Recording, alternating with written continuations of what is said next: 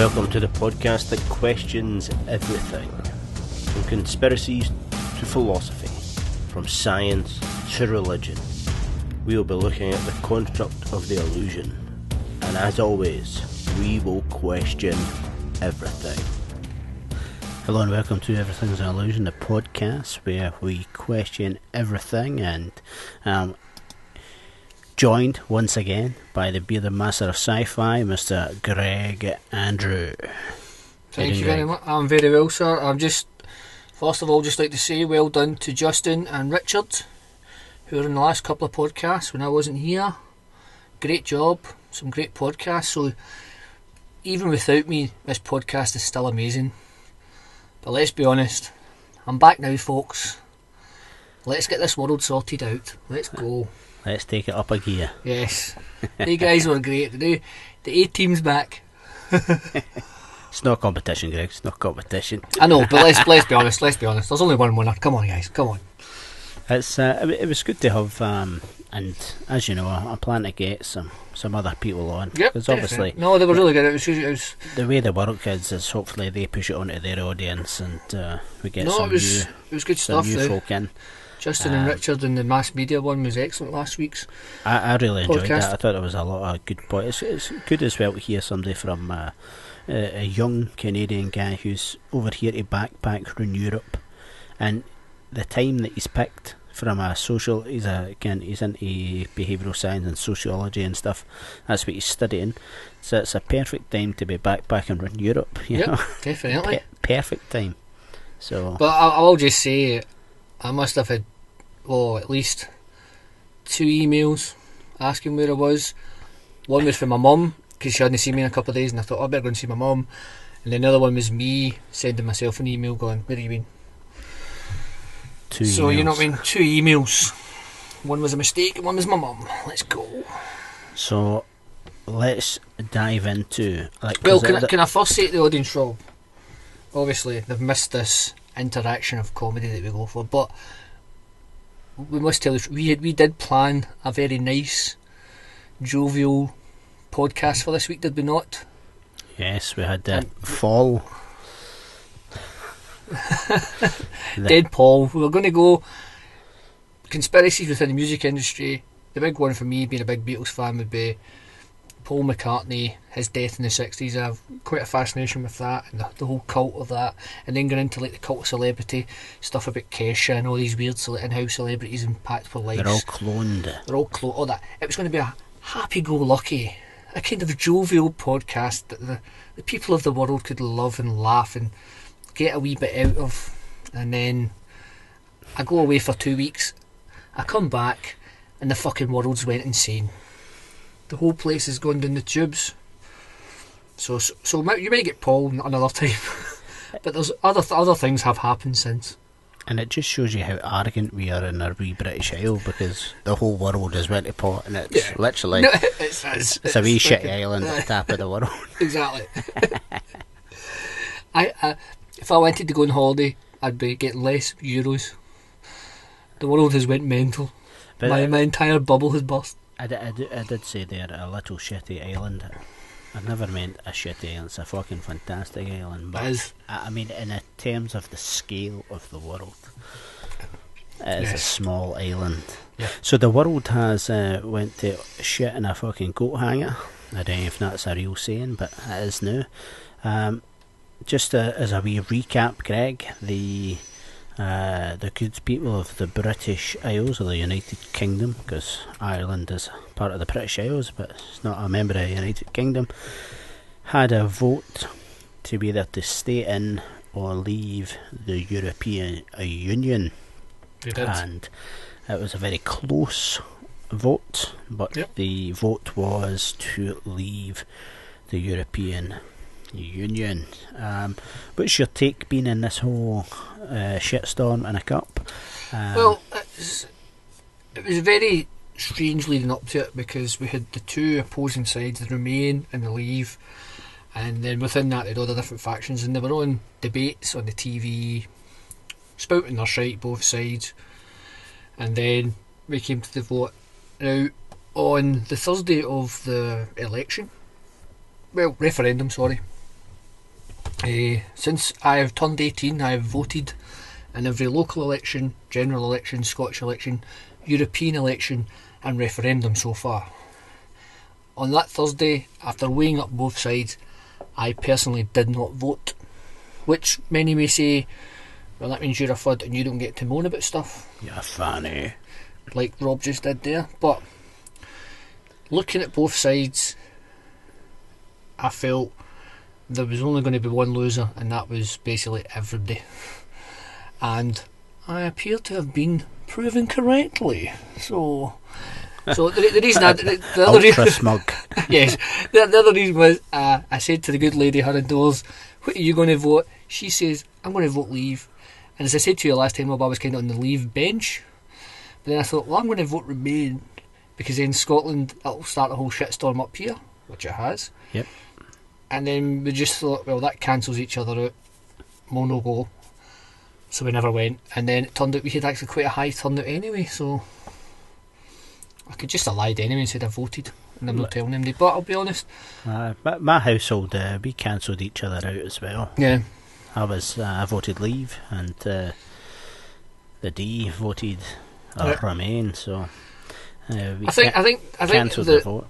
I think the thing for me at the end, the way I actually saw the final run up to it, and this by 8 o'clock the next morning, this had already transpired to be the truth.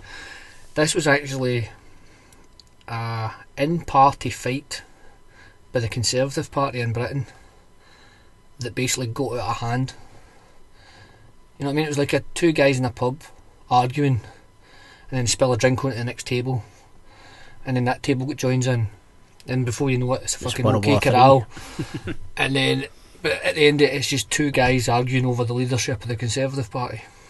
So I know for sure. For me, that was the kind of, this did feel, and this is no disrespect to anybody in these areas, but coming off the back of the Scottish referendum, which is a very Scottish affair, and then the two elections, the general election and the Scottish election, this referendum did feel to me like a very English vote, if you know what I mean. I know for sure.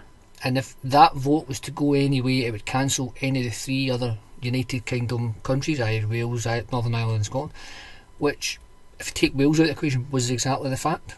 It didn't matter what we voted, it didn't matter what Northern Ireland voted, it probably wouldn't have mattered what Wales voted. Because there was only two options. Because it was like when there's 5 or 6 options on a vote, then it does matter, you know, because the vote is potentially split into 6, therefore if the whole of Scotland unifies in their vote, then there is a chance that they make an impact. But when it's just 2, then it's the population centre, 70 million in England. There's more people live in London than there is in Scotland, which ironically voted to remain. But the thing for me, it did end up really being this battleground of Middle England for a Tory idea. Like, nobody in Scotland was asking for a referendum in the EU.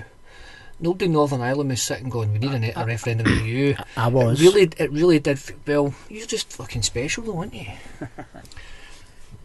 But no, I don't think, like, we were only protesting it, we were only put it in manifestos. We had just voted in the referendum as like the 54%, or it is 56%, to be this. We were lied to. We were saying we'd be kept in the EU. If we left the United Kingdom, we'd be kicked out of the EU.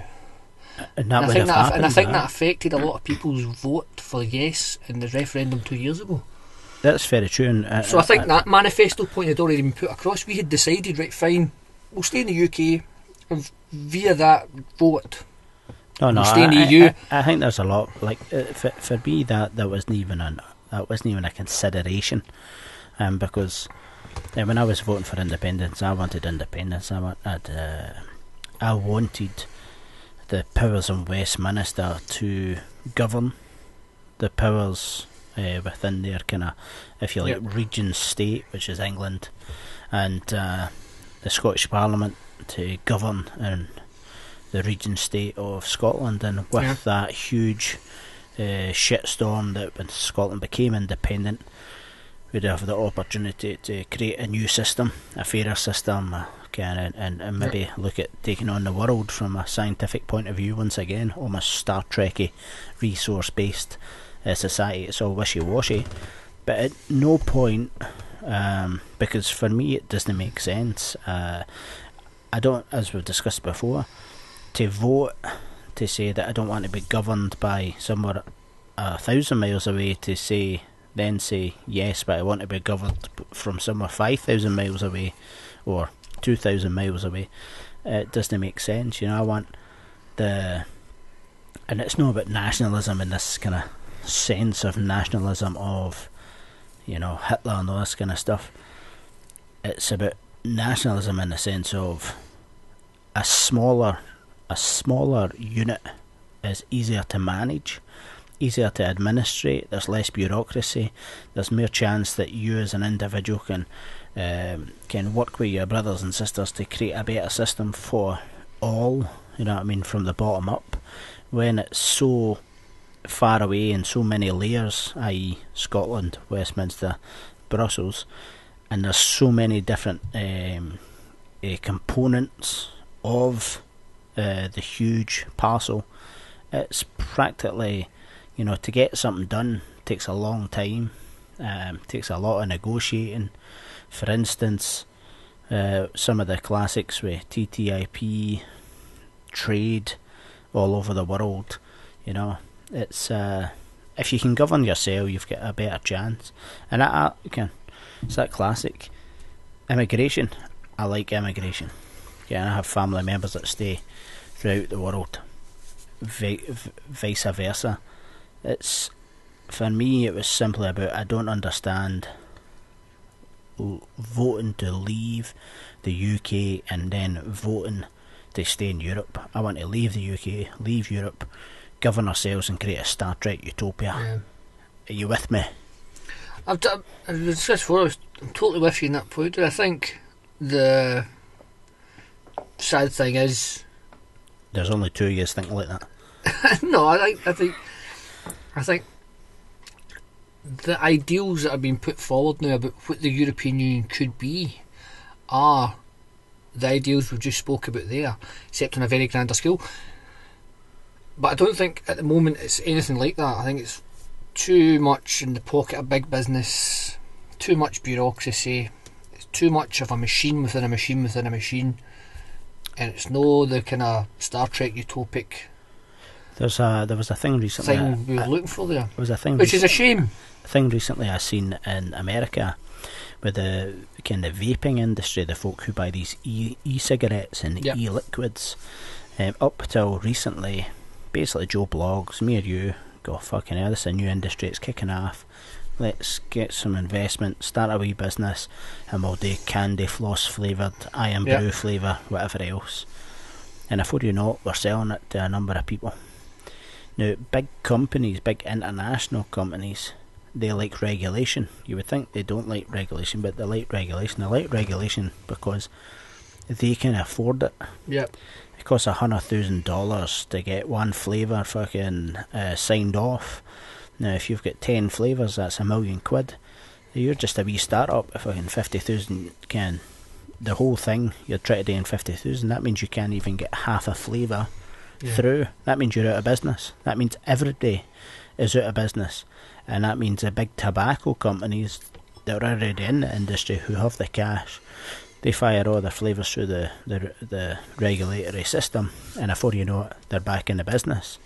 And that's Europe is a lot of that is happening. Big business, big corporation has kind of took over, and it's a big part of the corporate elite, doing deals, this kind of TTIP and the Canadian deal and all the other deals that are coming with big transatlantic corporate entities that are bigger than governments in terms of revenue, that just want to satisfy their investors, and they're not interested in the people, and even worse, they're not interested in the poor people.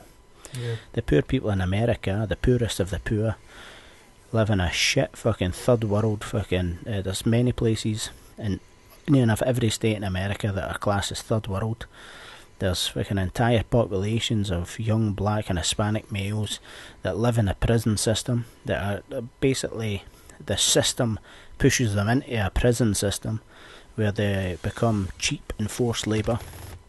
And if you look at the UK, there's plenty of places throughout the UK that the fucking political system has just failed completely, and they're poor. There's no investment in their communities. There's no investment. There's nobody talking about them. There's nobody standing up for them. And I think there was quite a few poor and run-down places in North England that simply came down to, if you're poor, you vote leave, and if you're rich, you vote remain. Yeah. And that was the kind of simple. Obviously, there's a lot of fucking racist, troglodyte scum cunts, but that's, again, I think that's the system has failed them, because everybody's a computer running Windows. Some are running Mac and some are running Linux, but the fact is, everybody can run the latest fucking virus software and the latest anti-racist software and the latest encyclopedia. But the thing is, they don't get the chance. Their brain's capable, because it's just education, it's just software. So that's the educational system. The society as a system, the system that we have elected our politicians to create, has failed these poorer communities. Yeah. And again, being hateful and being racist, again, I don't condone it in any way, but it's that they're a product of the system, and the system has to change. Yeah. Do you think people in Scotland voted Remain as a protest vote? Because they're sheep.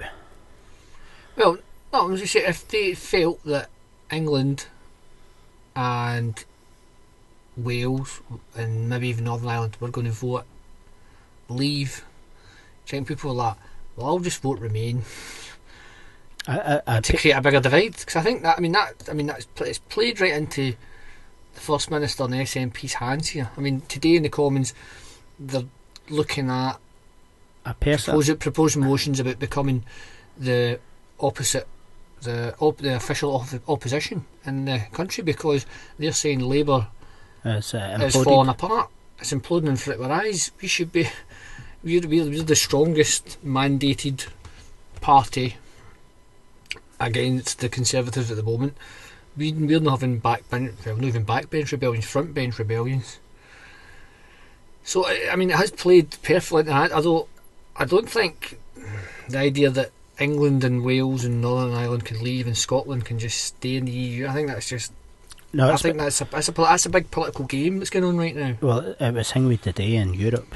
You know, I mean, Nicola Sturgeon went to Europe today, and the various delegates from various countries snubbed her, and the Spanish PM or Prime Minister or President, whoever it is in Spain, he has stated that he fiercely against Scotland remain, and it's all because of Catalan and the Basque region. Because obviously if Scotland can somehow stay in the EU, then that means that the fucking Basque and the Catalan can essentially, that door is then swung open for them to do the same. They can fight for an independence, yep, and then stay in. But I just don't get the mentality though of, you vote. I don't want to be governed by Westminster. I don't want people controlling me in Westminster. I want local politics. I want the ability to hang with our laws, to da-da-da-da-da-da. And then at the same breath they say, but I do want to be governed by Europe, and I do want again European regulations, European law, European central bank, European army, European everything that comes with Europe, like a kind of federalised system. I don't like, it doesn't compute in my mind. In my mind it's, no, I want independence. I want to be a small independent country. We get rid of the Queen, we get rid of the big fucking corporate lawyers that are ruling or doing a lot of business with Europe, and we become a small independent nation that invents the world. because obviously we don't have loads of manufacturing resources anymore. Yeah. And anywhere that you can But manufacture, they can do it cheaper in China or in Vietnam or anywhere nowadays. Now that they've went through an industrial revolution and they're industrialised, all that sort of stuff, population plus resource, they're always going to can be able to undersell so we need to use the fact that we've got fantastic universities, we've got fantastic thinkers, and we should be looking to be an industry of engineering and science. And now the only thing that goes against that proposition is the fact that in our referendum we voted to stay part of the UK.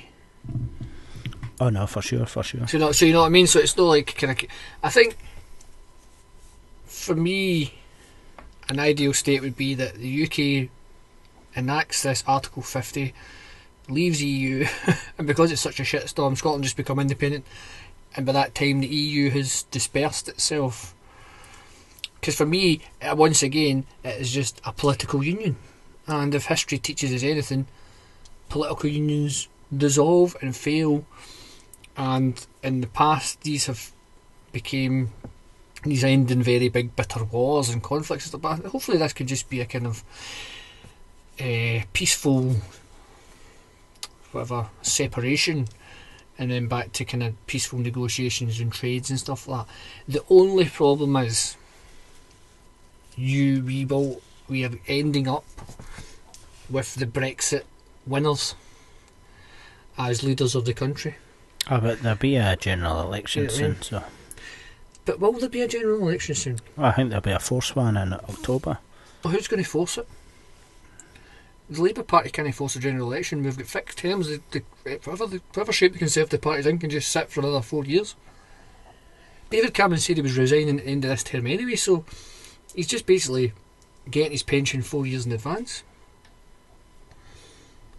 It's the only thing that would be if somebody like Boris Johnson took control of the Conservative Party and then said to himself, right, I want a mandate for the people to do whatever the fuck I want to do. Labour in a disarray, and then he calls the general election himself, just so that he can get that mandate and that vote through. Again, that might play into the hands of the SNP. They might end up with all the seats in Scotland because the guy for Labour, whose name escapes me right now, is one of the conspirators, the et tu Brute Corbyn backstabbing guys who left the shadow cabinet. So, I don't know. To live in interesting times is what they say, Rob, but that's the only thing. You look at the Brexit team, the official Leave party, and you had Boris Johnson, the ex-mayor of London, who for listeners in other countries might not know, but the man is to the world a buffoon, but in my opinion is a very smart gentleman who is educated at the highest schools in England and plays up that buffoonery as a cloak, because I think he's a fucking right-wing evil prick. And all through his college and university, and he was head of the debate society. He was head of the Conservative Party. Like he was. That's he was where I was going with that. So he was like, if the year David Cameron and him, who were in the same class at school, everybody thought Boris is the man. He's going to go very far in politics. And to be fair, he's like, if Prime Minister is the top job, I think Mayor of London is probably the second biggest, because you have that whole financial world, the richest part of the country, and you're in charge of the finance capital of the world. Yeah. So that's the second top job, and it looks like he might, but who knows? Because even now, that seems their plan. I think the biggest winner out of this is Nigel Farage, because technically he wasn't part of the official Leave campaign. He just ran his own campaign because he was the leader of the UK Independence Party and an MEP, all that stuff, and he's the guy you see in telly laughing it up, having a great fucking time. But the irony of that is he's now got a job So I think he wants to drag out negotiations as long as possible, because the longer it doesn't happen, he can be in a job for another 2 years. I don't know, but it's just that the winning campaign, the winning team, are not exactly desirable people. So the thing that Scotland voting to remain does kind of buck that trend against those leaders. I don't think it was a case of the Scottish people saying to our comrades and over the, but we're not the same as you, we're saying we're the same as you, we just don't want to be. But I think the independence thing's still very big, and it was going to go that way. But also Northern Ireland voted to remain as well, which is fucking going to kick up a shitstorm over there. I know, that's real. Obviously. And they take fucking shit. Real. A lot more. God love their wee Northern Irish hearts, but Jesus, do they take fucking shit personally over there. So already you've got Sinn Féin going on about borders, going on about going back to the old system, and they're saying, oh, if Scotland's going to fucking be independent in the EU, we want to be independent because we don't want a border, we don't have to trade with Southern Ireland. But in the back of their minds they're thinking Ireland unification, whereas you have the First Minister over there who's in lead of the kind of Remain unionist parties over there saying they were all for leave. It's almost like there's a divide over there, Rob. I don't know if there's any historical evidence to back that up, but again, that might cause trouble in Northern Ireland. Let's hope not. Scotland's been very divided since the referendum. There's I suppose a new campaign for India referendum too. England seems very, very divided. Labour Party's very divided. The Tories, I think with David Cameron coming out first thing on Friday morning saying I'm resigning, has just strengthened the position. Like, he's fallen on his sword, but he's going to have a wee lay paid a couple of months to sort everything out. But it just shows you how you come back to the poor in society, yeah, the working class in society. The system has failed. Okay, and so many people who are on low wages, are on low income. Okay, and the Tories of late of basically using the media to wage a war against people on benefits, disabled folk, education. There's so many different aspects that they have went to war against, if you like, the poor and the working classes, but yet again keeping almost a guarded fence around the middle classes. And that can only go for so long before people.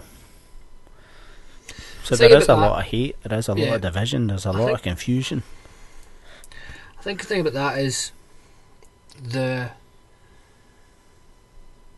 perception of what working class is has changed over the last 20 years, and after the 80s and all the union acts, when we talk about working classes, I have this picture of our dads in the 70s and 80s. Your dad worked in the local authorities and the councils.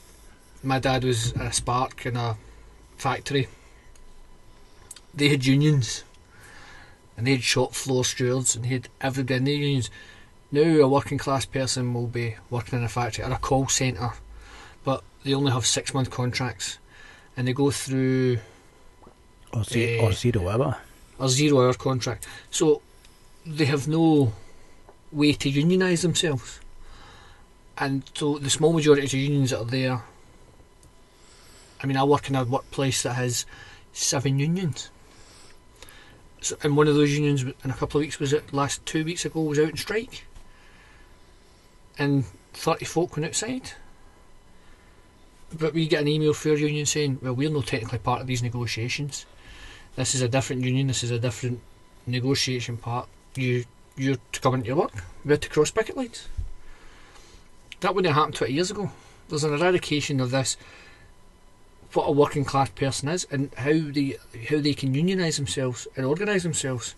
And I think with all the unions back in the Remain campaign was a self-interest thing. I think they're not doing enough work within these new areas of enterprise, of where people are most employed, like big banks, like Tesco's bank and all that stuff. I don't know how they could, like shopping supermarkets, like our Asda is run by Walmart. If you walk in there with a form trying to get everybody together to collectivise, you'll be fired. You'll be in your ass. You know what I mean? I think there's, as you rightly say, I think they've divided the working class, the upper class of, and they keep the middle class in check with, oh, you've well done, you've got your degree, you tick this box in a sense, as you're now middle class, well done. You can get a mortgage, you can get this. So you end up being 28 with a degree, working 40 hours a week, and you have £100,000 worth of debt. Your boss is a bit of a dick. You to work this? I'm not doing that. Really? Can you afford not to work anymore? No, your work doesn't have a union. How no? Because everybody's scared. Everybody's knowing great contracts anymore. The right wing corporate elite have done a great job in getting us to this stage, and we are at a point now where something's got to give, and it might give to the place where something great like Scotland becoming an independent country and a kind of left-wing thinking country, which you would hope it would be, or not. And sadly, with this Brexit and the infighting that keeps us all going, I don't think the picture looks great at the moment. No, I'm with you there. I'm with you. 'Cause I know you said you voted to leave, but on Friday morning, technically, you won. The idea and ideology that was best put forward to you in that referendum to leave the European Union felt like a great idea. At the moment, it doesn't feel like a great idea. It does. And we're only like week one in. It does. Like, obviously this is going to happen, and this is what would have happened if we would have got independence from Westminster. We would have been kicked out of Europe. We would have, the pound would have dropped. Various when the shit hits the fan, that's when you get your opportunity to rebuild, to regroup, and that's your opportunity to kick the fascists. I don't think the people in charge want to regroup in the way we want to regroup. And they're quite happy for this course of action to go in. Can I just take us back one step there? I know name the workplace, but the last full-time job I had, obviously I work for myself now, but last full-time job I had, they done a kind of restructuring sort of thing, where they basically wanted to save money by getting rid of staff, and they basically said they were looking to make this amount of saving, etc. Therefore X amount of staff need to go. So being bold, I went in and basically said, look, all the managers, there was about 5 of them on company lease cars, and I said, right, these fuckers are on £50,000 a year, get their fucking lease cars to fuck, and there you go, you've saved fucking 14,000, which is one worker's fucking job. You know what I mean? So there's one worker done. Let's see what other radical ideas we can come. And you know what? All the people, a lot of people there, and their jobs were there. I think there was about 2 other folk that were in a union, had joined a union, and had any kind of gumption to stand out. And that way, when you're talking in the car park or you're talking at the cafe, and it comes to the time to talk, when you're in front of the managers and you're in front of the people you've got to say your piece to, everybody's quiet. You know, and that, I've never understood that mentality. But obviously it's a mentality, as you say, it's fostered by responsibility and fear. I've got 2 wains, I've got a mortgage, I've got outgoings that I need to make, and I cannot lose this job. We don't live in for instance, after that job, I was the one, I took a deal. They wanted me out the door, and I never, for a year and a half, until I became self-employed. I never found another job. Again, I don't know if it followed me or whatever, but or my mentality is wrong for working in a system like that. But it's what I'm getting at is there's a lot of fear in the system. You know, people are basically programmed now to believe that they're not going to land back on their feet, that risk is not to be taken. Risk is no longer kind of part of you. Whereas if you want to eat, 100,000 years ago, you had to fucking sharpen a stick and run at something fucking dangerous. And that's risk. Risk is the thing which keeps you alive, which makes change happen, which makes progress happen. A black woman said, no, I'm not sitting at the fucking back of the bus, I'm sitting at the front of the bus, risked getting fucking lynched, and she changed the fucking world. Risk is what it's about. People don't risk fuck all anymore. No, I think that's a valid point. So I think looking at the way, God love them, the wee millennials, they're so sheltered. Then the internet is for a generation. This sounds terrible. For a generation who has at their fingertips access to a number of websites, an infinite number of websites probably, that can gain any information, look at anything, discuss any part of history, watch Game of Thrones. They seem to be a very sheltered bunch. We're seeing all these stories about like safe spaces in universities and colleges, and the right to protest is kind of, if you're not protesting about the right thing, then you can't. I mean, it's like we posted up on the Facebook page, it was Trump supporters leaving the rallies, and it was very much the Democratic people who were fighting, like they were punching them in that video, and you're thinking, well, there's also a side to that story. Who you meant to believe? The mass media manipulate stuff that way, but Halloween costumes that can be deemed to be too racist end up with, I don't know, people getting fired for their jobs, or the left can be quite fascist in some of their approaches to ideals, like the idea about being offended. Like, people feel they have a right not to be offended anymore. You know what I mean? If you offend somebody, then if you give the wrong book out at university, then that offended me as somebody, or you're a white male giving this offends this feminist, or this group in campus offends this group in campus, and it's so what happens is the authorities ban lots of things so not to offend anybody, because you can't offend anybody anymore, because we have a generation that seems to be who seem to have access to the most offensive stuff that they can get on the internet, and they don't want to be offended by anything. I once get called into a meeting with my manager. This was when I was working in the Highlands. Was this time you blacked up? No, I was working in the Highlands, and I get called into the manager's office and about another member of staff, and how basically I was very sharp and witty every time this particular member of staff said anything, and I was told that I had to stop because I was offending her and these various things. And I was like, but she opens her mouth without thinking, therefore the reason I react is because she offends me.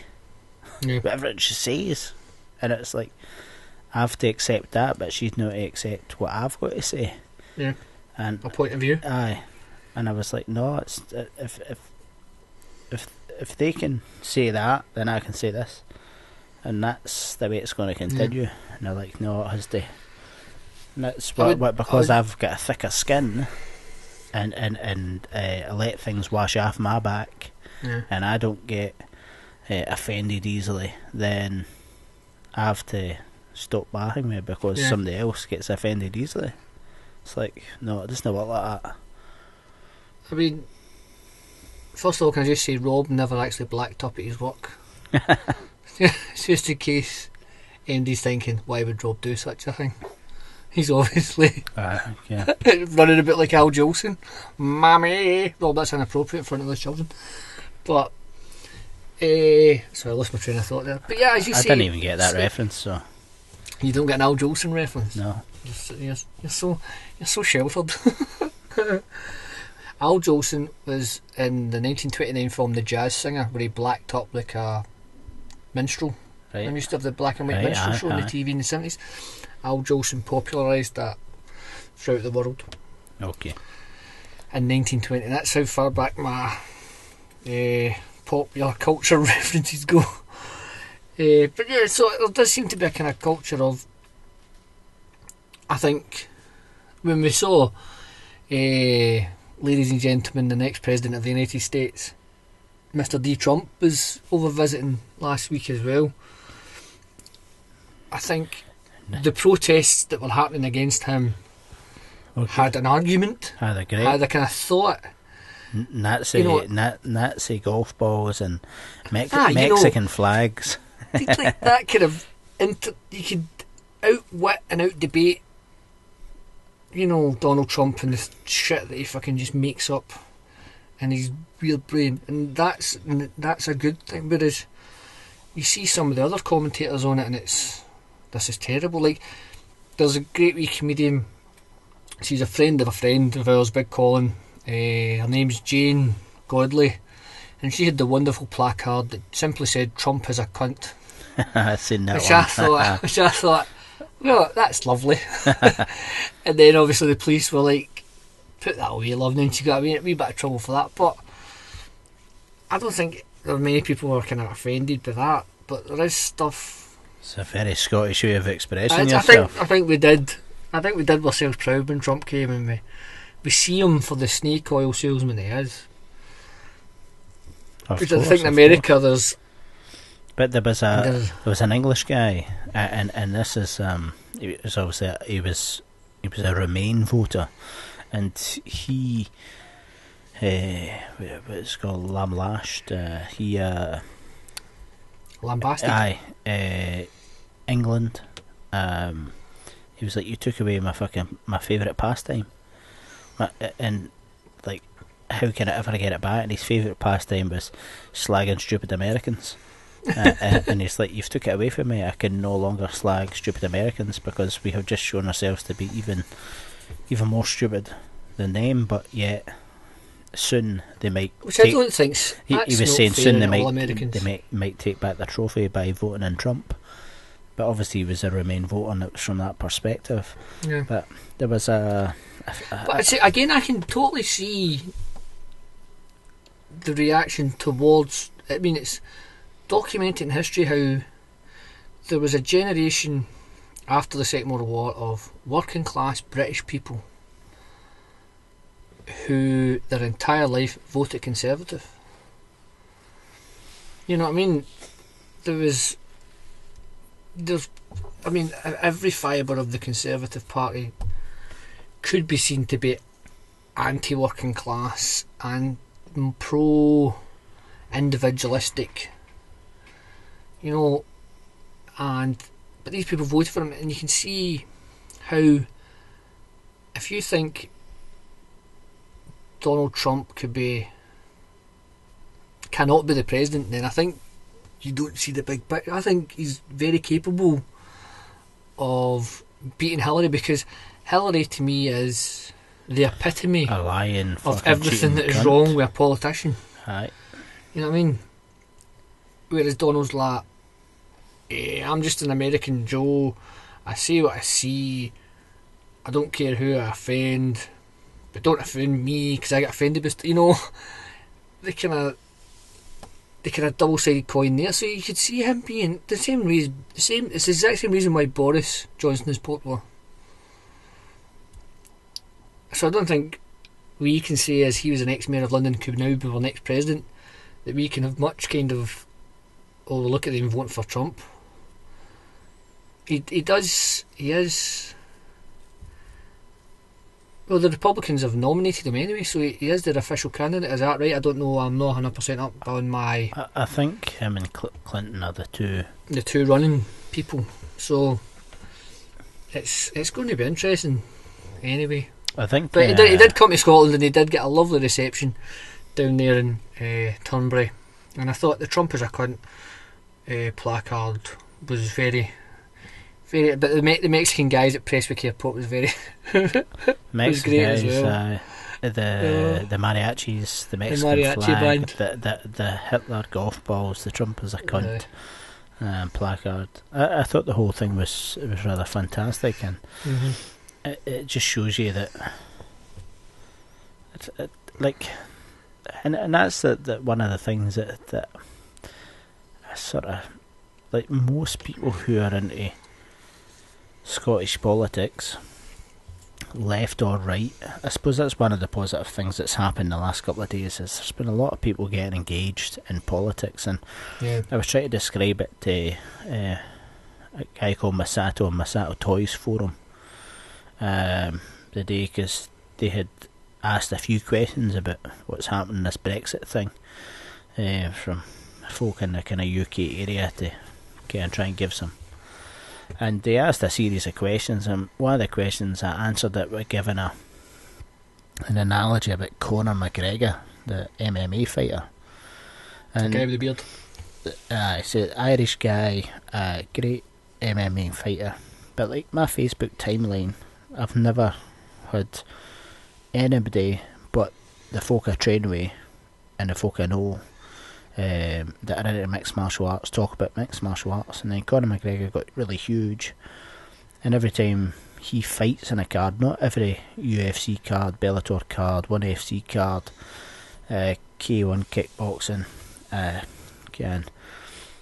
every other MMA, kickboxing, Muay Thai event that's on, no comment. But if Conor McGregor's on a UFC card, it's like, oh, this, like 100% professional analysis from 20-year veterans that have done the sport and all that kind of stuff.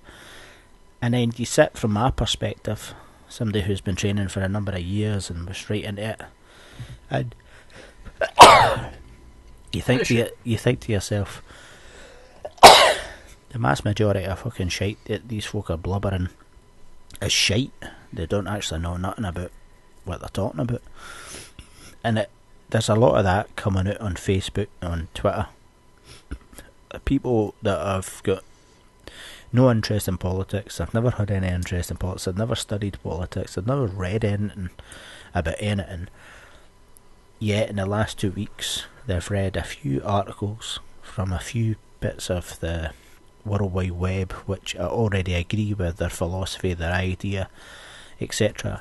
And I've just regurgitated it in their simple arguments with other people who are on the other side of the fence, who have essentially took their authorised kind of outlets, key phrases and quotes to counter what, and you're like, is that the state of affairs that our intellectual mass populace has got to? Well, they can't think beyond the one source that agrees with them, and they put that down as their full argument. It's like, nah, it's kind of sad. I think the thing was the very simple argument that comes across on a lot of the social media is, this is democracy. We have voted. It's 51.9 to 48.1. We should all just sit back, accept the vote, which is fine to say, but a simple analysis of how different parts of the UK voted shows you that democracy is a lot more complicated than yes and no. Well, and then when you took like the facts of 18 to 25 year olds and how they voted very high to remain, and that'd be a case of they really like the European Union, or older people are more educated about it, because you can find arguments for both. But there was also the fact that 18 to 25-year-olds were one of the lowest turning out to go and vote.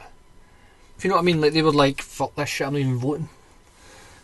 Whereas older people were more inclined to vote. And if that's a disengaged, so you can say that people who are voting most to remain are the young people, but they are also the most disengaged with the process of the democratic referendum that they're taking part in. So you'll see people from the Remain saying, well, the young people wanted to stay in. And then you'll see people from the Leave saying, well, the young people couldn't be asking out to vote.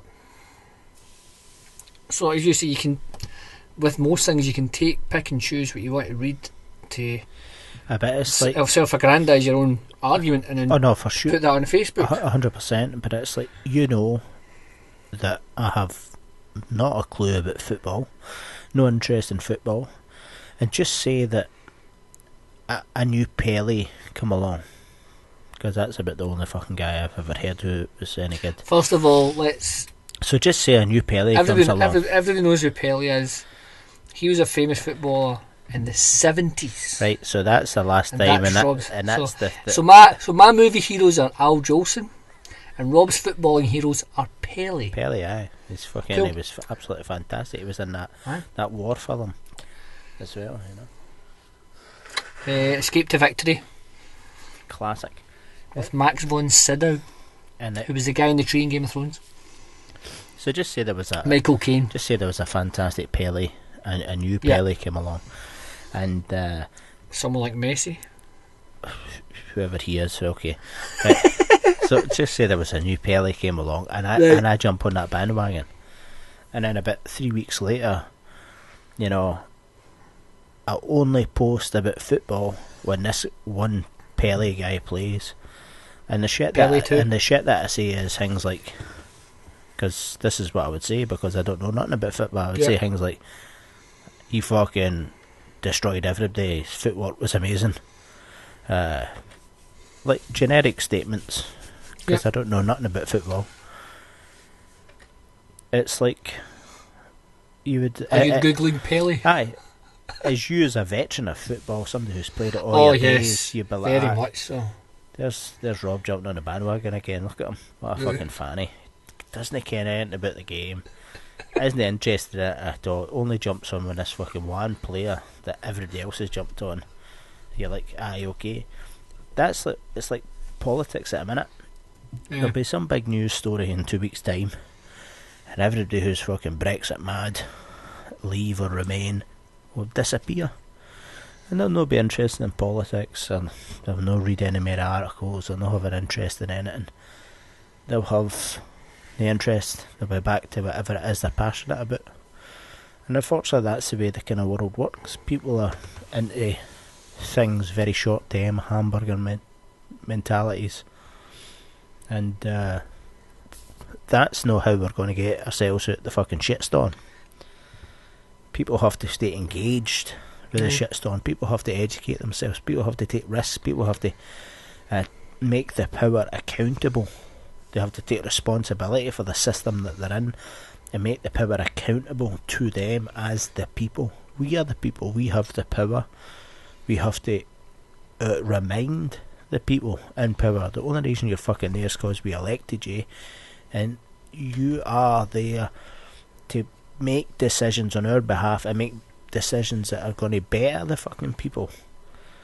No fucking line your own pockets with fucking silver, foreign gold, but better the fucking poor cunts that are dying on a housing estate with an average fucking living age of 55, that have got shit education prospects, shit working life prospects, etc, etc. You're going to grow up, you're going to get pregnant or go to jail, and the rest of us will just look at you as if you're a fucking troglodyte.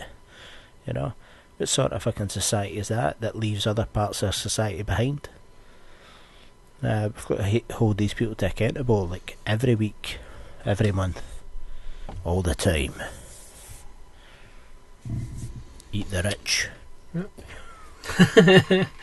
I mean, I think there has been a move towards that sort of engagement in Scotland after the referendum.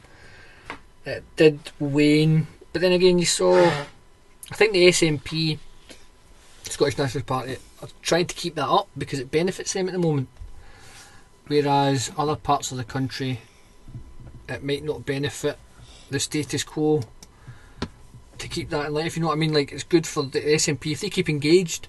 Sooner or later, all the people who voted no will be dead, because it was like, you know, the old 95-year-old woman, old Jean, remember the war, loves the Queen. Give it 5 years, 10 years time, old Jean will be dead because I'm going to kill her because I'm a murderer now. You know what I mean? So there's a kind of, the long game can be seen. If the SNP keep engaging with younger voters and trying to convince people to come to the yes side of an independence referendum, get 10 years time, a new generation, they will, I think we will get that finish line, you know, get that amount of number across it. So for Scotland and the SNP, it's good for them to keep engaging with the populace, whereas in maybe places like England, after this, as you say, this Brexit, it might just fade away into the background and people will go on living their lives and then just deciding every 5 years to vote either Labour or Tory. I don't know.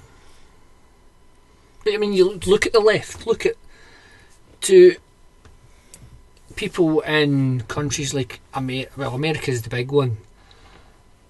The idea of a left-wing party seems crazy. Whereas I look at their system and go, you either vote centre-right or right-right. And right-right is just a couple of rights away from fucking goose stepping along streets with uniforms on. The idea of a fascist state, I think, is much more plausible within the American system than here. Whereas, but then you see stuff like the whole gun control thing that's happening at the minute, where people are like, it's all the government, they're coming to get my guns, we need to become militias and organise ourselves. Did you see? But I'm no commie. I'm not a red. Have you ever seen that one where the guy shows you the guns that were about when they wrote the First Amendment or the Second Amendment? Is that the guy, the advert where he runs into the office? Aye, and he tries to shoot to reload. He tries to shoot them and he fucking misses them because the fucking guns were shite. Yeah. And it takes him about 30-40 seconds and to reload, and by that time everybody's ran out the fucking room. And now people are buying fucking military level hardware, you know, things that can shoot, I don't know, whatever the guns do, you know, I mean, some serious hardcore rounds. Hit their target every time, chase you around corners. But it's a bit that's the way their country was set up, which again, ironically, as a country who was set up by releasing itself from shackles of a colonial empire like Britain was back then under George III, twice in the last 2 years to turn round to Scotland and tell just you keep your shackles on. What you could say is the perception of shackles, this union, this political union, just you keep them on, like Obama. But it's in their you know what I mean? interest. I know that, but in the grander scheme of things, you would think that's a bit hypocritical, isn't it? No? Well, a lot of things have changed since the original. You know, the original things are written, the original concepts that founded America. The original people who founded America, most of them will have been, you know, well read, understand their own responsibilities, their own laws, understand the physicality of making something happen. You know, the ability to cook and kill and feed and build and read and argue and think for yourself and to be able to form an argument.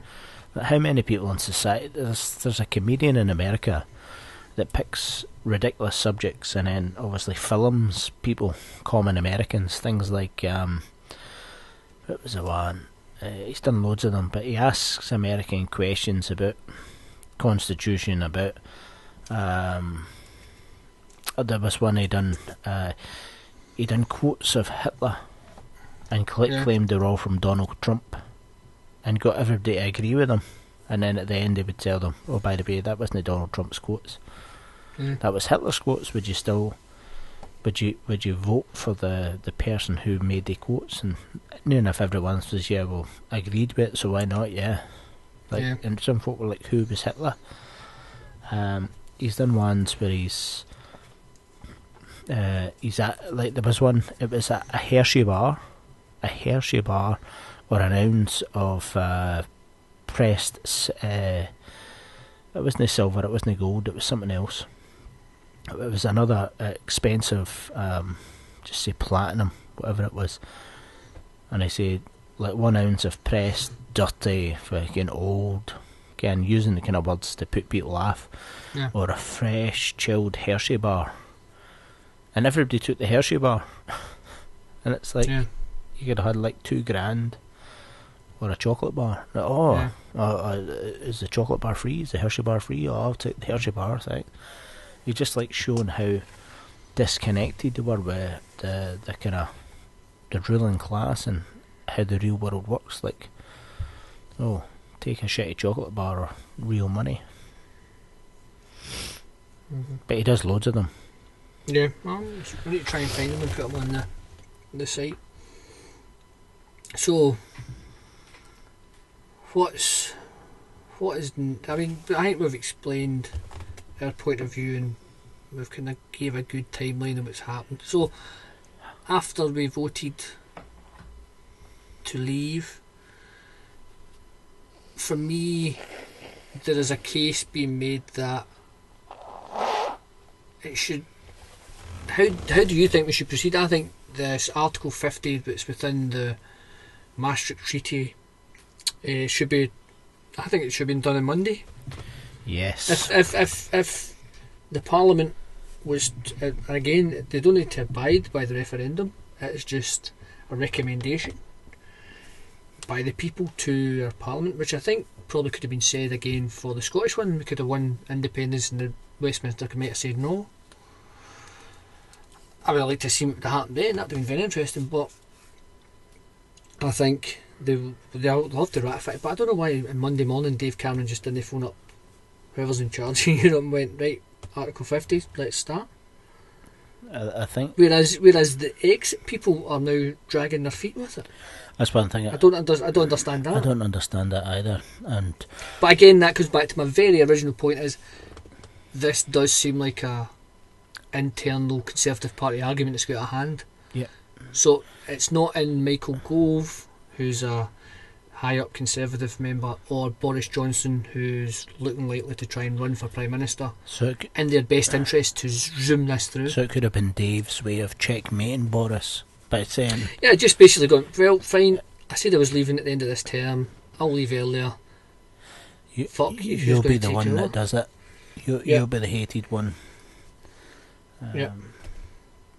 Or the loved one. Well, we don't know.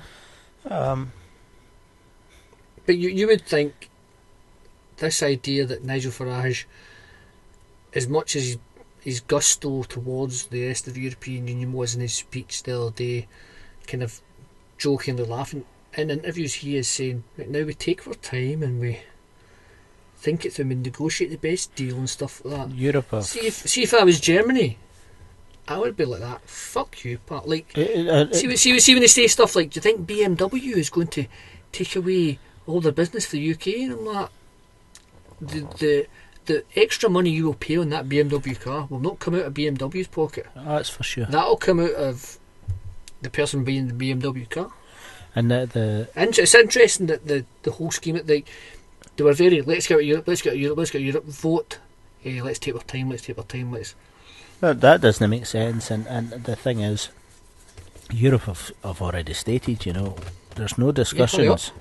Yeah, come on, there's no discussion until Article 50 is signed. Yeah. And when you sign it, there's 2 years to do everything that you need to do to get out. And I agree, it should be a case of, like, when we went for the Scottish independence, we had a white paper which detailed different from currency to the new institutions to, again, how the legal system, etc, etc, etc. But yet the Brexit kind of thing never had a detailed plan like that, and that's one of the good things which is happening, I suppose, in some sense, is Nicola Sturgeon is stepping into a vacuum because she's had this experience. She in the independence, she's had that experience. The Scottish Nationalist Party wrote a white paper which essentially can be quite easily converted to a kind of white paper for British independence. It's a similar kind of idea, you know. You don't even need half it. Yep. It's what to do with trade and all that sort of stuff. But it's as you say, it should have been done. Boom. Monday morning. Democracy spoken. Yep. If it wasn't fixed by electronic system of some description. And but the thing for that is, now we'll start to see other European countries say, we'll have a referendum then. If the EU has evolved from its early beginnings into this new thing that is completely unrecognisable from the stuff we signed up for, let's have a referendum. Let's see how our people feel. Which, in the grand scheme, big giant picture of it, it might be, as I said before, a political union that no longer functions the way people want it to function, and they might just have to scrap it all. People go back to their own currency, so they keep. I don't know how it would work. Well, that's the thing. Thankfully for everyone on the planet, I'm not in charge of that. We don't know how it works, but like we've already seen. I don't fully understand it, but when the shit hit the fan in Greece, and the Greek people said one thing, and Europe said another thing, and what it boiled down to me, or what I perceived it to boil down to, was Europe said, you owe us a shed loads of money, you paid it back, and that means you're forcing austerity on the system to basically pay back the interest in the loans through the various banks that we're affiliated with. And when the shit hits the fan, a small independent nation like Iceland was able to get rid of the Prime Minister, sack the financial elements that caused the problems, put them in jail, and various other kind of things. Being a part of a big union, you don't have that ability to do that, because at your level it doesn't matter. It's what's happening at that top level, because they have the power, they have the governance, and their rules are set for all of the member states. So that kind of swift ability to get shit done that we see in Iceland. Now obviously Iceland's a very expensive country, and there's a lot of negatives as well as positives, but at the same time, when the shit hits the fan, the people can make decisive decisions via protest. During the Panama Papers, they protested outside, and the President, or the Prime Minister, resigned. You know, shit like that doesn't happen in Scotland. I wish it did. You know, that we could just drive to Edinburgh, protest, boom, shit's happening. You know, no, get ourselves a wee expensive latte. That's it. We just kowtow to Westminster, we kowtow to Brussels. A latte. I remember going and ordering. I remember ordering my first intercontinental coffee. I was in London. I was in just next to Westminster, right next to Parliament. I went into a Cafe Nero, and I said to she was a barista, the barista. Spanish. She was like Spanish or Italian, good looking girl. And you she said to her straight in the face, you'll be fucking European accent. She said with her European accent, she says something like fucking something. And I said, a white coffee. And she says, racist. Grande, regular, fucking whatever, all the sizes, maybe in Italian or Spanish or something. You can see Rob's really taking on the European. And then she went through or the Americana cappuccino and all this kind of stuff. I was like, a white coffee. And that's not to do with any kind of, like, saying I'm a cultural savage or a racist. That was like me just saying, like, I like my coffee. American coffee culture coming in and fucking charging 3 times the price for a cup of coffee, right? And then giving you all these stupid fucking names, and it's like, no, I just want a white coffee with milk. That's it. Cow juice, coffee, instant coffee preferred. None of this fucking. Now, see if you're a coffee lover. You'd be against Cafe Nero, St. Arbuck's, and all these other fucking fannies. Because the reality is, if you're a coffee lover, you want variety. And you don't get variety if you fucking drink at Starbucks, Cafe Nero, and every other fucking shitty coffee fucking store that's American. Because they have like 4 or 5 Arabica beans, and they purchase them en masse, which forces small farmers all over the world to start growing the kind of bean that they can sell to St. Arbuck's.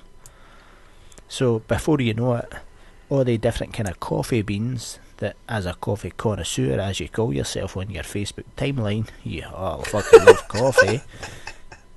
You're no longer drinking fucking unique, different flavoured and original coffees, because these small farmers no longer can afford to fucking grow their own stuff, because they need to, because the market dictates that they grow the St. Arbuck's variety fucking coffee to sell it to they cunts. So, I ordered a fucking coffee with milk, and I got it, and it was pretty shite because it wasn't instant.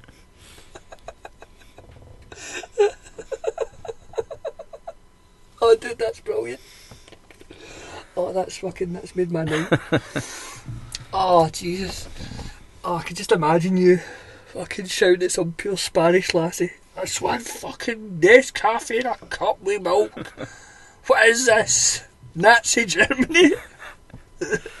What is this, Russia? No, quite the opposite. What is this? Fucking corporate America? I don't want your fancy American beverage. I want a fucking coffee with milk. Like, I don't want 17 fucking questions about what kind of milk. I want 17 questions about what flavour is going to go into the fucking thing. I don't want 17 questions about the size of the cup. I don't want 17 questions about the strength of the coffee. I've gave you a simple fucking, as a customer, a simple fucking, can I have a white coffee, i.e. coffee with milk? Can you fucking deliver it? I've got somewhere to fucking go so I can pay my fucking bills. Let's get this shit done. It was that poor Spanish lassie's first day, wasn't it? It really was. It was just her first day working there. And it was nothing to do with a Spanish lass and an Italian lass or whatever. It's to do with a fucking system that tells them to fucking ask the customer if they want a fucking grande or a fucking whatever. You like that? Oh, El Managerial, go and get him. El Managerial. I want a word with El Managerial. Oh, you. Fucking Nigel. El Managerial. Shout at the poor lassie.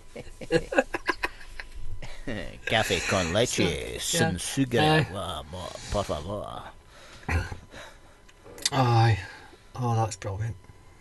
So that's again, that's the world we live in. That's, these places have taken over. I mean, I don't think when Starbucks started, so I think Starbucks started off as that kind of cool hipster place where you got different types of coffee bean and all that shit, and then it just, alright, like, as you say. When I first moved to London, I worked in a... You should have asked just for tea. I know, well, do they do that in a fucking coffee place? I hope at the time they didn't. They just shouted at a Spanish lassie. Hey, El Tío, Copio. El Tío. El Tío. I used to work in a place just on the edge of Soho, a music shop, and on that street there was 2 independent cafes, and the independent cafes were both Italian. And I used to go and get like a baked tatty and a fucking, like a sandwich, a coffee, whatever, some cake. And quite hungry, weren't you? I'm a fat guy, you know. I like food. Baked tatty, sandwich, cake. The fact I'm getting coffee it is they were independent, and they were independent in kind of central London, And the last time I went to London and I was walking down that street where I used to work, there was no independent fucking cafes there. There was no wee Italian fucking guy. Yeah. It was Cafe Nero, it was St Arbuck's, it was Costa Who, it was Ken. Bullshit. Donald's. Generic. Go down any high street anywhere, buy your shit coffee, shit place, and full of fucking shit wanna be fucking hipsters, all surfing free Wi-Fi, with some fucking cat in the middle with a fucking packet sniffer stealing their passwords and their fucking credit card numbers.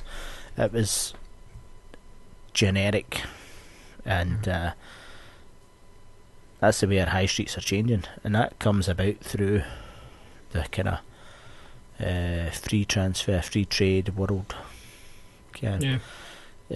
Corporatisation. Places lose their identity. You know yourself. You know, you go in Scotland now.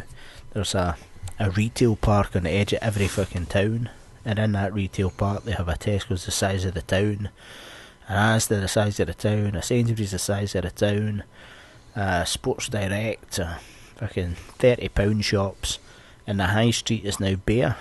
The high street has literally just a few zombies walking about, a couple of hairdressers, a couple of kebabs, a couple of bookies, a couple of pubs, and nobody goes to them. Everybody drives to these retail parks and outside the town. They spend their cash in a big super shop that sells everything, and local businesses get fucked over and die. Yeah. Grab themselves a wee Grande Ale coffee on it, Aye. Nero. Go to Nando's. Fucking Nando's, man. That's like fucking KFC with fucking spicy sauce. Fucking photo like, oh, Nando's. Fuck off. It's fucking expensive chicken and chips. Well, it's fair. I've been, to be fair, I've been to Nando's once, and I wasn't impressed. It was just cooked chicken. Aye, it was KFC at triple the price. And I'm assuming it's no exactly the poor wee chicken didn't exactly have the happiest of lives. Did it fuck? And I do try and get the wee happy dead chickens to make myself feel better about myself when I go shopping. But the thing is, Greg, like you come from a farming family. I mean, I'll fucking kill anything in it. I don't give a fuck. So you have a direct link to, like, you know what a cow is. You like yes. You've seen the full. I don't want to fucking, boast about it, but I have seen cows. I've actually I've done a shift in a slaughterhouse before. So you see where that wasn't fucking fun. I will tell you that I've been in a slaughterhouse many times, and they are interesting places to say the least. Well, that's it. That's the reality, though. That cellophane plastic wrap fucking shit in the fridge freezer in Tesco's is, a dead animal. It's a pig. It's a goat. It's a sheep. It's a lamb. It's a cow. It's Do a you chicken. eat a lot of goat, Rob? I fucking eat everything. Somebody puts down some curry goat rice and peas, man. I'm fucking eating that shit. Hell yeah. I'd eat a bit of goat. I'm not bored. Oh man, curry goat rice and peas. I used to go to, when I stayed in London again, I used to go to Jamaican restaurants because they do a bit of chilli. They like their chilli, and curry goat rice and peas, and the ackee and saltfish, and that's that is the beautiful thing about the world. It is a huge world. It has lots and lots of different cultures, flat as the eye can see, and loads of different kinds of food. And it is flat. The earth is flat. Let's get real. Let's get fucking real for a second. Folks. Let's get real. The earth is flat, and the reason it's flat is because you are plugged in to basically a wireless. If you think of it like Wi-Fi, it's a wireless holographic projection that is projected straight into a place beyond your brain to give you the illusion that you have a brain and that you are thinking and free will, etc., etc. So you are inside the hologram, and you are an experience for an entity which is farming your energetic and emotional energy. Yep. I'm just looking at the numbers of people switching off the podcast right now. And then the numbers that are coming in. Oh, aye, David Icke's just fucking popped right. He's like, what? Let's get on here. Fire his shell suit on, fire his iPod on, he's out walking, listening to us. I would assume David does. He's emailed you about it, hasn't he? To say he listens to the show. So just, hi David. Always good. The funny thing, there'll be people going, I was listening to a podcast and they were saying some interesting sort of things about it started Europe off and this. stuff, and then they started talking about coffee, and then we get into some sort of like strange Matrix style fucking hallucinogenic prison. And then it starts off as this kind of fucking news night, CNN political based podcast, and then turns into fucking a coffee chat show about David Icke. We should do a podcast on David Icke. We should try and get David Icke on the podcast. To be fair, see this, I don't think he would come on unless we paid him. I think if we had enough money, we could get. But I think again that's the problem. There sometimes you have to pay these people to do stuff. Like, see when they say to you, the world is a place of X, Y, Z, and I'll open your mind so that you can be better than X, Y, Z. What's the catch? Nothing. How much to come to your show? 30 quid. I don't know if that's true. I don't know how much it would be to do a David Icke show. Or buy my book. There's a project on resourcism, and his name, it's called it's not the Phoenix Project, it's the... Is it Dr. Greer's project? No, it's the whole thing is built on resourceism, which is the idea that as soon as you take away money, there's no... Was that part of barrier. that trilogy of films? Yep. And he was the third part? Yep. The old guy with the... Yep. He looks... Yep. Oh, what the fuck's that called? If only we had some sort of computerised way of finding out. So that... Damn you. That was Zeitgeist, and it was the... Zeitgeist, and it was the third part. And Zeitgeist 3. And so this guy was in a talk in Glasgow, and at that time I was unemployed, and I wrote to them like, how much are your tickets, and then they released the price of tickets, and they were like fucking 30 quid or something. And I wrote a big email to the people saying, this is a fucking disgrace. You're talking about changing the world, you're talking about resourcism, you're talking about all these things, but yet somebody like myself who's getting educated and into this kind of stuff, but due to financial shortcomings and the fact that I'm unemployed, I have to decide whether I can eat for a week or come and discuss these ideas with fellow minded folk. As we've just found out, you spend a lot of money in small Italians in the afternoons and then Jamaican shops in the evenings. Yep, exactly. I've got to spend my fucking money where it's right, on good food and fucking shit coffee. So I wrote this and I said that basically, have I got to wait outside for the scraps from the master's plate, and basically interview people and ask people about what happened, what was said, etc. And they wrote back and basically said, no. I apologise that you feel like that and all the rest of it. But they tired out the kind of Tabasoki Hall Street, Buchanan Galleries, big expensive place. And I was like, why do you not just fucking hire out a council fucking community hall? You could have filled it, sold the tickets for 50p and covered your costs. And she gave me 2 tickets for free. The man's name is Jacques Fresco, and he directs the Venus Project. Venus Project, fantastic project. If anybody's... he is 100 years old. Fucking see that guy. He was born in 1960. Invented so many different things, and basically a whole society based on technology. It's very much Star Trek-esque, Earl Grey, hot, and the fucking technology produces what you want, which allows the humans to basically train as technicians and spend most of their waking life doing creative, positive passions, as opposed to working for some cunt for 100 hours a week just to pay your bills, buy food, and drink yourself into a senseless state so that you can survive the next week that you need to buy a mortgage. Da da da da. Rat race, catch 22, bullshit. And that's one of the things you see people, and they turn to religion. You turn to religion, they turn to God, and you say you can see why they do.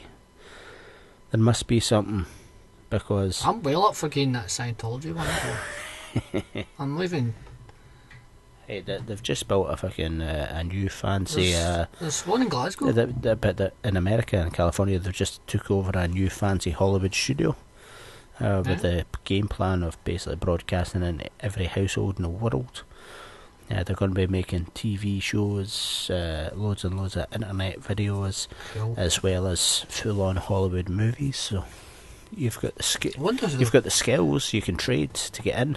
Yeah, I have. So that's. I'll let you know how that goes.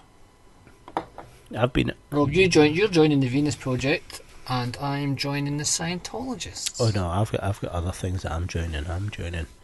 I've been reading a lot about black magic of late. Well, that's satanic black magic. Lucifer. So I've been reading that. I'll be on here talking about fucking space gods. You'll be talking about the Lord of the Underground. I think that was a Girls Aloud song anyway, but that's... The Temple of Set. The Temple of Set. I think we did a wee bit of podcasting about that once. Yeah. It's quite interesting. It's very interesting. I didn't know they'd fucking snared you though. They'd heard the podcast and so they have a... Well, I've got a guy. The Temple of Set has a set of podcasts. Don't try and indoctrinate me into it. Oh, I know they do. You're the charge of them on there. Don't try and indoctrinate me. I've told you once before, Rob. I've told you once again. I'm a Scientologist. You know what I mean? And I've told you, and I'll tell you once again, and then a month later, it'll change. It'll change. How's that set thing going on? Oh no, I'm a member of the converted Church of the Latter-day Saints. They're great, they guys. They stand outside the bus station I get off every morning. Come right out, and they don't say anything. They just have the Watchtower magazine. They've got the Watchtower magazine, and I fear to take one in case they start talking to me. But I don't even think they see the irony, but straight across for them is where the homeless guy sits. And it's a kind of fucking standoff every morning. There's the homeless guy there begging for money. Well, the guy begging for money, don't know if he's homeless or not. I really should engage with him, but I don't. And then there's just like less than 10 feet away, they could look into each other's eyes. And I always think, that's very strange. I thought that book was all about helping they folk. That's it. Me and my Scientologist ways, I don't give a fuck, you know what I mean? I'm talking to this guy about Thetans and all that, and fucking... Because the truth of the matter is, in Scientology, if you don't have the cash, then, well, you don't have the cash. But the guy at the meeting told me if I thought better and joined at the low entry price of £300 a month, then I would move up the scale. Is that not what happens? Aye, that's just your first month, and then it goes to 90% of what you earn. Aye, Dave's going to hold it for me. Direct debit. Aye, straight. Aye, I'm not stupid though. It was direct PayPal. You know what I mean? Standing order straight to HQ. Aye. Said Tom was going to give me a wee phone, so I stand waiting for him. Can't wait. You hear that? What's his name? Who's the other guy? Big Hollywood actor. John Travolta. Aye, and Kirstie Alley. Both of them are prisoners of the Church of Scientology. Now the Church of Scientology has so much dirt on them and so much leverage over their actual lives, bank account, personal image, etc. That they're essentially prisoners. They cannot leave. Yeah. It's quite interesting. Will we do Scientology next week? We can. Will we? Well, we say, because we do this quite a lot. We talk off air about stuff we're going to do, and then we don't really commit to it. Whereas I feel if we talked on air about what we're going to commit to, that would force us. And the people, the David Icke and the other millions of listeners would say, "Hey." The thing is, but see, when you start talking about Scientology, that shit gets real. Like they have a secret. They have a like a CIA. You know, and they're serious. They're fucking whacked out, crazy people. So, the church is set. We can talk about them because they're not as organised. Well, is it they are? Well, I was just going to say positive things. I'm trying to join Rob. I think they are as organised. It's just they don't take themselves as serious. They're actually looking for the answers. Therefore, they ask these questions about the taboos in society. Whereas the Church of Scientology is not looking for answers. They're looking I was just hoping your bank account. I was just hoping it would turn into a conversation about the Look Who's Talking films. And then again, maybe not. Well, that leads us nicely on to, I think we should maybe wrap up there, Robert, and I think we've drifted far, far, far away from the topic we started with. There was no drift. There's no drift. This is all conscious. Let me bring it all the way back full circle. Yeah. Recently, they opened the longest tunnel in the world. And that longest tunnel in the world was opened in an opening ceremony in Europe with all the heads of the European Union at it. And all the heads of the European Union sat and watched the satanic opening ceremony. Now you can YouTube the ceremony for the opening. I think it was in Switzerland. And you've got Merkel and the French guy and Juncker and all these good people sitting there. And there's vortexes into hell.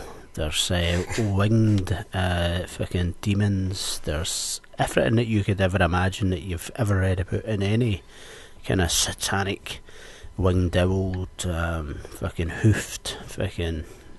It's all there, all the imagery, and it's all this crazy dance and like zombie people.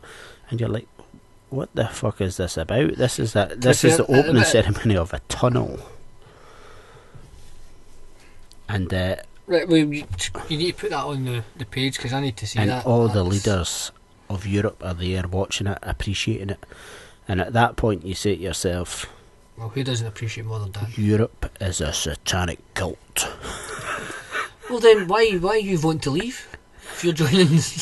Because it's you postal vote. It's like Catholics and Protestants are the rank kind of Satanists. You did it wrong. It's not how you dance. That's not how you call the big man. Fucking amateurs. You're interpreting his fucking hoofs wrong. Oh, brilliant.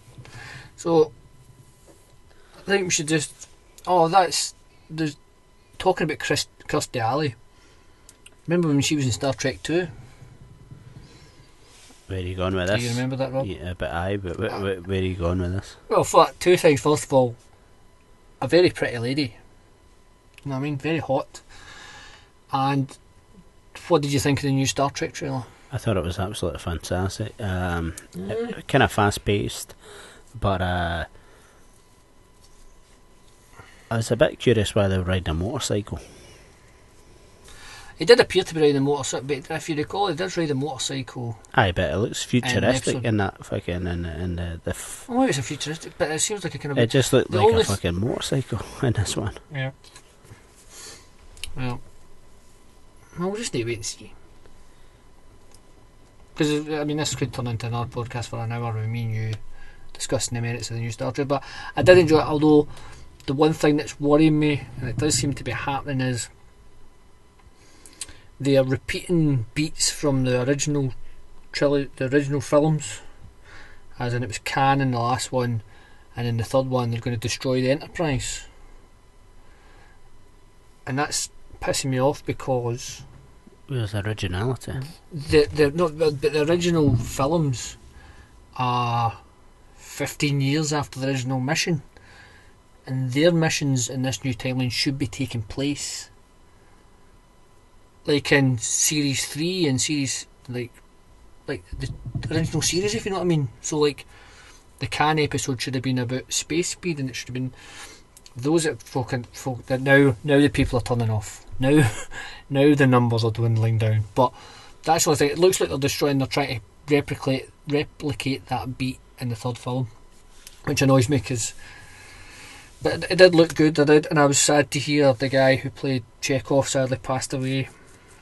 Yeah, I really enjoyed him as Chekhov and in the Terminator films as well. So car crash, it will be sad. Something to do with the faulty brakes or something like that. It rolled onto him. Fucking sad way to go. But yeah, so I mean, I don't know if you've seen anything good yourself in the big what Game of Thrones. Do we talk Game of Thrones for the next couple of minutes just to maybe round us up a wee bit? You're like, I think you said it 3 times. Is that us fucking closing, and then you bring? I know, and then I do apologise. The 2 things you bring out Star Trek, and then you bring out Game of Thrones. I'm really just trying to alienate everybody, who doesn't, who hates geek culture. But Game of Thrones, we found out that fucking there's now, we found out definitely there's 2 alive Targaryens. Yep. Tyrion is possibly the 3rd. That the magic that holds the wall is about to collapse, and because of Bran. That the basically the 3 dragons will have 3 riders, and Cersei's getting a shit kicked out of her before the dragons in the south unite to fight the north.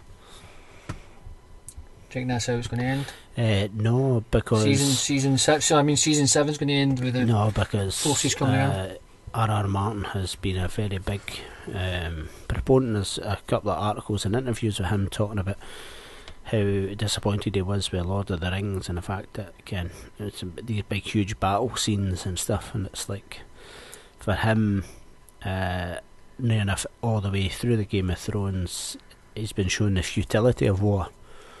Again, in war, basically it always goes wrong. Your people die, and in the last big battle scene we seen, like, the last, if you like, male Stark, apart from Jon, who's a Stark Targaryen, but the last kind of male Stark, a pet for Bran, get fucking killed. I think it's going to, not by cooperation, but there'll be, like, the magic that held the wall has to be the magic of the cold people. Yeah, I mean, it's kind of crazy to think that it's a wall of ice which holds back the people who are made of ice. It's not a wall of fire that holds back the ice people. It's a wall of ice. But it was the wee goblin people, the wee nymphs, we saw them create the first White Walker. Yep, and they didn't. But they helped create the wall. And they didn't have a big wall of ice round their fucking safe hold, their mega tree. But the magic that Bran broke when he get touched in his vision. Aye, but they never had a wall of ice. We'll round up so the series. Who built the wall of ice? Well, I'm not a big book nerd like you, so I don't know, but from my interneting research, it appeared to be the wee foresty people and the first men. What about aliens, like the way they built the pyramids? Well, aye, fuck it, that's exact. It's going to end with aliens. So, maybe top couple of moments in this series. Any standout bits for you?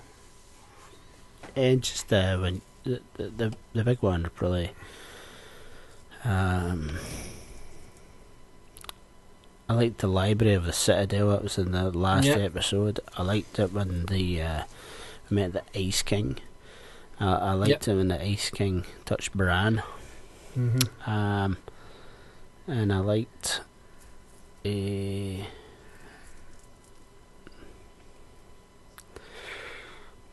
that Tyrion does. Mm-hmm. There's so many. Yeah. Yourself? I enjoyed the Battle of the Bastards. I thought, filmic wise, it was an excellent piece of TV. But the more you read about George R.R. Martin, and the more you read into like his fascination with historical events, I felt that battle was going to turn into like a Waterloo. And for those who read up in their European history. At Waterloo, the Prussian army were late to the battlefield, but at the end they came as the British were surrounded by the French, and then the Prussians came and rushed them off the field. So I knew that Baelish was coming. The Prussians were Germans. So I think our audience are smart enough to know German unification history. Just throwing it out there in case. Okay, so before the unification of Germany, the Prussians were the biggest state, and they were up in near where Poland is and stuff like that. So they came to the field, and I felt that was going to happen. That was going to be a repeat of that, and but for me it was when Hodor held the door. I felt that for me was a highlight of the season. It still doesn't make sense.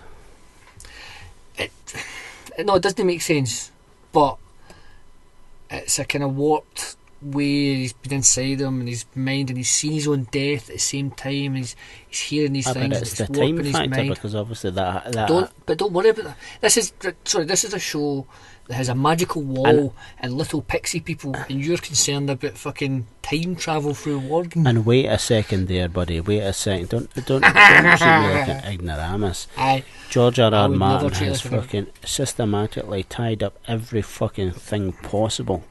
So whether it be a crazy warg, or a standard human being, or a fire-breathing dragon, or a time-evading mental mind vampire, because essentially that's what fucking Bran is. That's exactly. Yep. He has created a time loop where 30 years ago Hodor became Hodor due to a future event. Now, either he's trying to, by putting that in, because the only reason that could be there, or one of the reasons it could be there, is to show the ecliptical infinite nature of the sort of the ice and the fire. It's like yin and yang. It needs each other. This kind of, the wheel continues, it never stops. The violence continues, it never stops. But it's the individual's choice within the system, within the continuous pressures that are put upon them, to step outside it, to choose in it, whether it be a part of it or to step outside it. And most of the people in the Game of Thrones just play along with the Game of Thrones. And I think that's why it's such an, for me, was such a powerful scene, because Hodor had that choice because Bran's inexperience at these powers that he's able to interact with took that choice away from him. It made him be one with the moment he died to the moment he could see his own death. All that sort of kind of ideas come into play, and just a pure kind-hearted character in that moment was destined to hold that door and save his friends. And I think there's a slight look that the actor gives at one point, and he's just accepted that. And as you say, I think that, which is very true, and I think that's a great way of saying it, but I think he's a character within that, who that choice is taken away from him. And that's why his sacrifice is so brave and so, but yet inevitable. And that could show Bran that he can't do that anymore. He has to learn for that lesson that you cannot fuck up personal choices in the past. You really can't change the past for the future. If that makes any sense. It does. So that, for me, still that moment stands out in this series. But fucking dragons running about blowing up fucking ships was quite awesome. And the Citadel, the holy sept being engulfed in wildfire was quite cool. So there's actually the whole thing's been pretty. Yeah, it's been quite a good season. But I'm very happy that it's finished this season, because now the next 10 episodes of Vikings will get aired. Which they didn't want to compete. They didn't want to compete, obviously. There's no use competing with the biggest TV show that's ever been. For a very similar audience, so they've waited. They made a systematic choice to keep the last 10 episodes of season 3 or 4, whatever it is, to when Game of Thrones had finished. So it will start getting released now, and I'm very happy because it's fucking awesome as well. Yeah, cool. So on that note, well, once again we apologise for not going with our scheduled idea, but I think we covered quite a lot there. But the thing is, nobody knows our scheduled ideas because we don't publish it. So you're apologising for something that folk are like, alright, that. I thought your scheduled idea was European Union because that's the title of this podcast. I know you're telling me it wasn't. Just edit that stuff out. Edit that stuff out. Just edit it. Make me look really smart. No chance. No chance. But if Rob will have me back, I don't know how many special guests he's got coming up. He's a very popular podcasting man. I may return. Well, then again, I may be in California with my new brothers and sisters. I like it. Tom and Kirsty. I like it. When you've joined the church. Yeah, but thanks for having me, big man. That was good fun. I enjoyed Thanks that. for coming on. Always a pleasure, never a chore. Thank you, sir.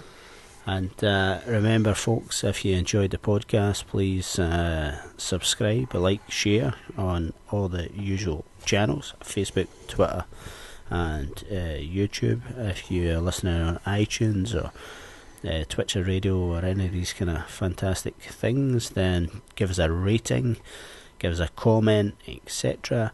Click on the Google ads on the website if you're there. Check out the sponsors. Some fantastic t-shirts getting sold. Energetic Mind via Designed by Human, and everything kicks back to us. Sorry. And pays for the website essentially, so I can stream. So thanks very much, and check us out next time. Tune in.